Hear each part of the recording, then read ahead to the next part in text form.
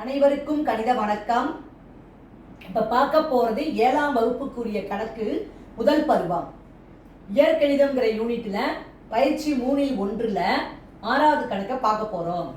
x = 2 மற்றும் y = 3 எனில் பின்வரும் கோவைகளின் மதிப்பை காண்க அப்படின்னு சொல்லி கணக்கு கொடுக்கப்பட்டிருக்கு. 4 கோவைகள் கொடுத்திருக்காங்க. x இன் மதிப்பு கொடுத்திருக்காங்க, y இன் மதிப்பு கொடுத்திருக்காங்க. அதை நம்ம சப்ஸ்டிட்யூட் பண்ணி ஆன்சரை கண்டுபிடிக்க போறோம், மதிப்பை கண்டுபிடிக்க போறோம். இப்போ முதல் சமன்பாடு பாருங்க, என்ன இருக்கு? 2x - 3y 2 அப்படியே போட்டுக்கிறோம். x ஓட மதிப்பு என்ன? 2 மைனஸ் 3 பெருக்கல் y ஓட மதிப்பு என்ன கொடுத்திருக்காங்க? 3. இப்போ 2 2 4 மைனஸ் 3 3 9. இப்போ 4ல 9 கழிச்சோம்னா -5 கிடைக்குது. இந்த முதல் கோவைக்கு உள்ள ஆன்சர் வந்து -5.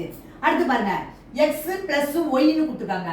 x என்பது எவ்வளவு? 2 பிளஸ் y என்பது 3.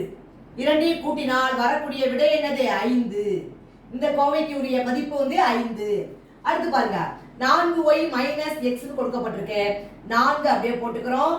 y யோட மதிப்பு எவ்வளவு? 3 மைனஸ் x இன் மதிப்பு வந்து 2. 4 3 12 மைனஸ் 2. 12 2 கழிச்சோம்னா வரக்கூடிய விடை 10. அப்ப இந்த கோவைக்கு உரிய விடை வந்து 10. அடுத்து பாருங்க, x + 1 மைனஸ் y ன்னு கொடுத்திருக்காங்க.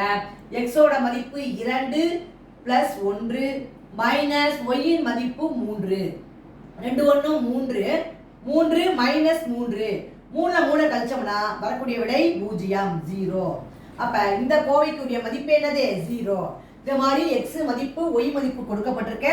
அதை வந்து அந்த சமன்பாட்டுல பிரதியிட்டு விடையை கண்டுபிடிச்சிருக்கிறோம். புரிஞ்சுங்களா?